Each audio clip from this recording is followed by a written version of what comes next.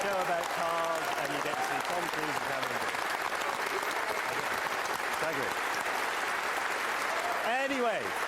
Anyway, slight change of mood. Had he lived, Ayrton Senna would have celebrated his 50th birthday earlier this year. Yeah, and you know, the weird thing is I was talking about this to my 14-year-old son the other day, and he went, oh, yeah, Ayrton Senna, was he that racing driver that got killed? God, that makes me feel really old. Well, I know, it's awful, but the thing is, I said to him, if you'd seen his funeral, you'd know he was a bit more than that. One of the world's greatest motor racing drivers, Ayrton Senna, has died after a crash at this afternoon's... Senna, 3 times a world champion, suffered massive head injuries. Formel 1-Weltmeister Ayrton Senna. A million people lined the streets of his home city. The Brazilian government accorded full military We felt in Brazil that his home country has declared 3 days of mourning. I think I was 9 years old, and I was racing that weekend. I just came in from a heat or a practice session, and my dad's working away on the car, and I remember him telling me. I remember going round to the back of the car and just bawled my eyes out. At 9 years, I remember it like it was yesterday. I remember exactly where it was, what spot. I could take you there right now. In Brazil, they remember Ayrton Senna as a sporting hero who gave away millions to help underprivileged children. Elsewhere in the world, though, we remember him best for this. And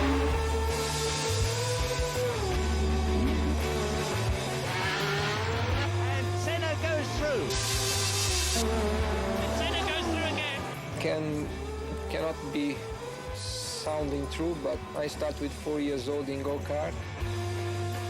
I am just 22-year-old, and there is plenty of time to get Formula 1 if I will get there. Ayrton Senna did race in Formula 1 from 1984 to his death at Imola in 1994. Ayrton Senna wins at Monaco. And in that time, he won the World Championship 3 times. The figures suggest that Schumacher and Fangio were better. But the people who know, they tell a different story. I think Senna, I will put him in #1. For me, Senna is #1. For me, he was #1. I will put Ayrton Senna as #1. For me, Ayrton Senna undoubtedly was the #1. I would put him #1. You know, he was definitely the greatest driver. If you ask me, I put Senna as well in #1. Martin Brundle, who raced against the Brazilian for 11 years, is well qualified to explain why Senna was the ultimate driver's driver. He had a God-given talent that I haven't witnessed anywhere else. A sixth sense of where the grip was before he turned into a corner. If you look at this Lotus here, even when it's going in a straight line, it is dancing. Absolutely. And there. You look at these and you think, here we go. I can't do that. I think Senna's ability to be able to drive completely on the limit. Some of the laps he did, we know, were unbelievable.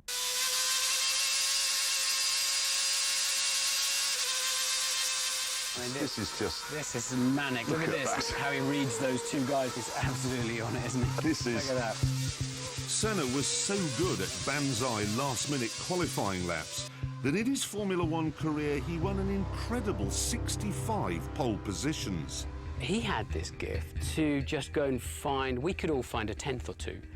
The really great drivers can go and find a half a second or 3/4 of a second. However, Senna could do even better than that. In Monaco in 1988, he outqualified his teammate, the great Alain Prost, by a scarcely believable 1.5 seconds.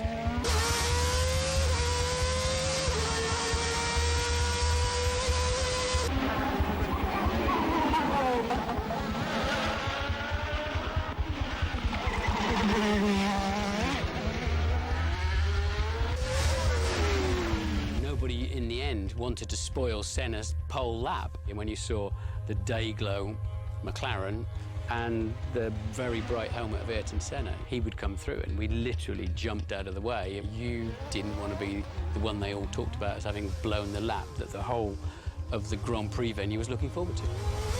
But it wasn't just out-and-out speed that made Senna special.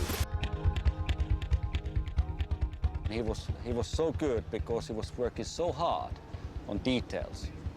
And I improved the car also there and there, but he went in the fine details. That's why it was fantastic. Yeah, the worst is here. The worst is the second chicane and in the third chicane. But it's because the asphalt goes like this, in the third chicane, and it's like this. In the second chicane you're coming bumpy. And if I think back to when I was his test driver at the beginning of the '94 season, after the second day he had a small incident and tweaked his neck, and that was it. The test was over as far as he was concerned. I came in the following day and he was there in the morning, and I thought, oh, okay, he must have made a miraculous recovery. But in actual fact, he was just there to listen to what I was saying to the engineers, to work out whether he could trust my feedback. And when I compare that to Nigel Mansell, when I was his test driver, he would set a lap time and then he would bugger off to the golf course. Another weapon in Senna's armoury was his utter ruthlessness. Prost having a look, and Senna's crowding into the pit wall. Schumacher trying to take Ayrton Senna, and let's see if the Brazilian moved across. Indeed he did. He often used to put us in a position that you were going to have an accident, and he would leave it up to you to decide whether to have that accident or not. Martin experienced this psychological warfare first of all when racing against Senna in Formula 3. Well, look, I've got a great big lead here, and he launches in from nowhere and then parks his Rolt on my shoulder. I couldn't get out of the car until they lifted his car off the top of mine. So when he wanted to overtake, he'd go on the inside and put the car in a place. If you tried to take the corner, you're going to hit him. Yes, he would put you in a compromising position and then leave you to make the decision. And if you didn't run into him, then psychologically you were buried and finished. He would then know that every time after that he showed you a wheel, you jump out of the way. He's got Mansell climbing all over him. He has no reason to stay out. I think even the giants from Senna's era respected his toughness. I don't think there was any qualifying session or any race he went into that he wasn't prepared to put it on the line. Climbing all over the back. He's having a look, and he's inside Mansell. He was the toughest driver and the most ferocious driver to protect his area or space. Senna, all his skills involved. He's got a much slower car, very clapped out tyres on his car. Mansell's got fresh rubber on, all the grip in the world.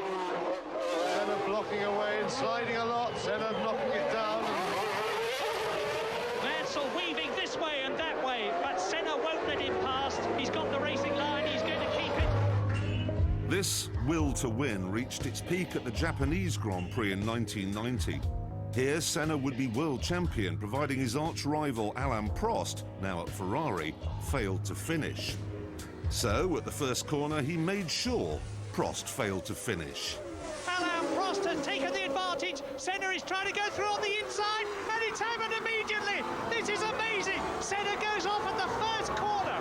Yes, and that makes Ayrton Senna world champion this year. He doesn't even try to brake. No. I mean, at that point, when they're back there, Senna, if he wanted to stay in the race, you'd have seen 2 puffs of blue smoke from his front tyres, where that gap was always going to disappear. He was driving into a disappearing wedge. After the crash, he showed absolutely no contrition. When there is a gap, you either commit yourself as a professional racing driver that is designed to win races, or you come second, or you come third, or you come fifth. And I'm not designed to come third, fourth, or fifth. I race to win.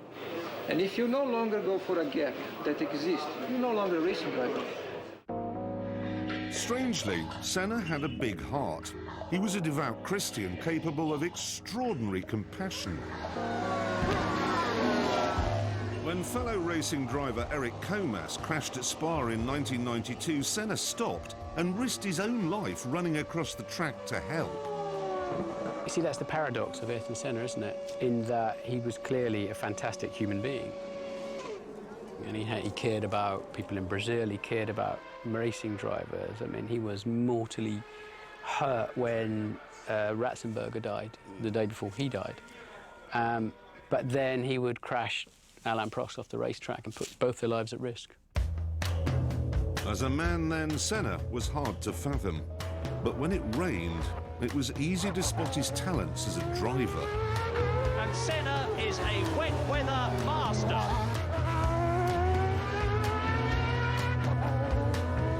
This is Donington in 1993. The track is wet and Senna, in an inferior McLaren, is in trouble at the start. He's coming up well. Senna is crowded out and is down to 5th position. And Wendlinger is up into 3rd place ahead of Schumacher. Prost leads, Hill 2nd. And Ayrton Senna is up to 4th position ahead of Schumacher and challenging Wendlinger as they go round the right-hander into the old hairpin. Senna is up to 3rd. A quite brilliant couple of corners by Ayrton Senna. Tremendous stuff. He muscled his way back into contention at Redgate. He's going inside Damon Hill. And Senna into 2nd place already. So 2 retirements already and Senna goes through into the lead. He's passed Alain Prost, so... And that was it. 1 lap, 5th to 1st. Yeah. If you want to have 40 seconds of what is Ayrton Senna, the racing driver, all about, there it is, in a nutshell. Yeah. After the race, though, he was completely calm. Driving with slicks in damp and really slippery conditions was tremendous. Conditions like this is gambling and is taking chances that pays off. And I think we gamble good. And of course, you have to remember that Senna was doing his gambling in cars that were like wild, ferocious animals. This McLaren MP44, in which he won 8 races and his first world championship, had very little downforce, a manual gearbox and 1,200 horsepower, 450 more than the F1 cars of today. It is the last of the turbocharged monsters, one of the greatest racing cars ever made. And today, it's going to rumble again in the hands of Senna's #1 fan.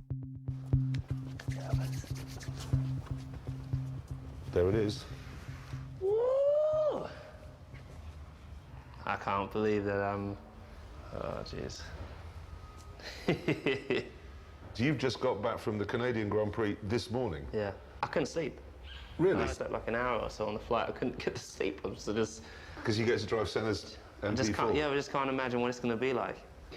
I just have this sound in my head of the car roaring and going through Monaco streets when he's one-handed. I'm just going to go one-handed round and just see what it's like around one of the corners. Let's go, let's go. Can I go?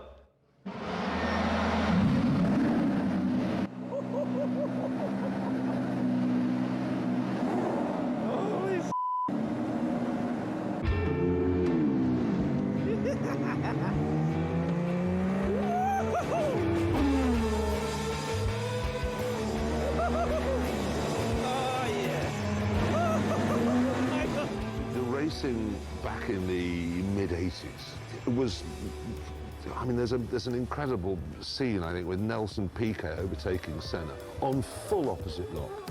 I mean, very little in the way of safety, very little in the way of aerodynamic grip.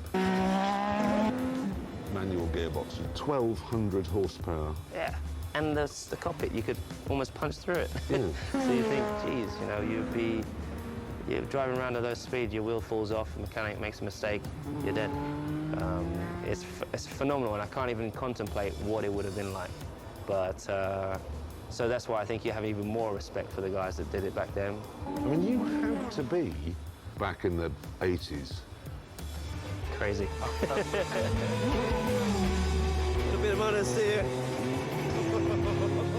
You know, you've got your Mansells, Piquets, Prost.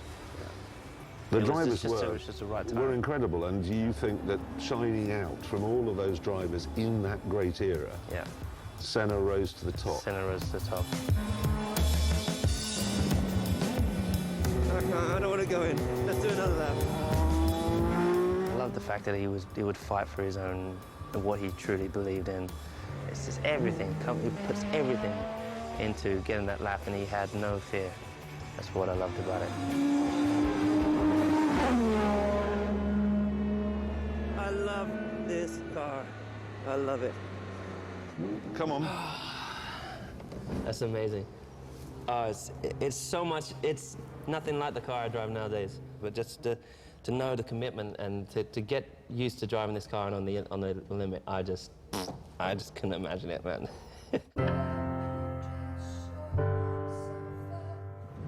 It's It's one of the best days of my life. I just feel so blessed, you know. I dreamed my whole life of driving that car. My whole life. I just ticked off one of my dreams.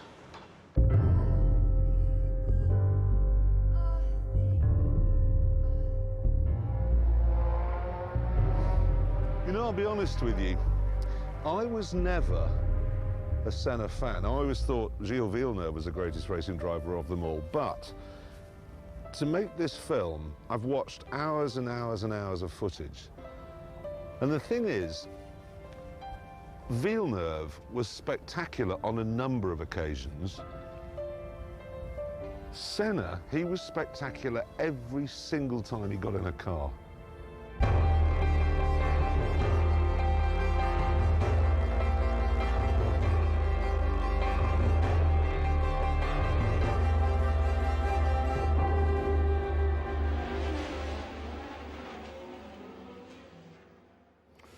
There's an amazing film coming out on Ayrton Senna next year. I urge you all to go and see it. It's fantastic. But for now, good night.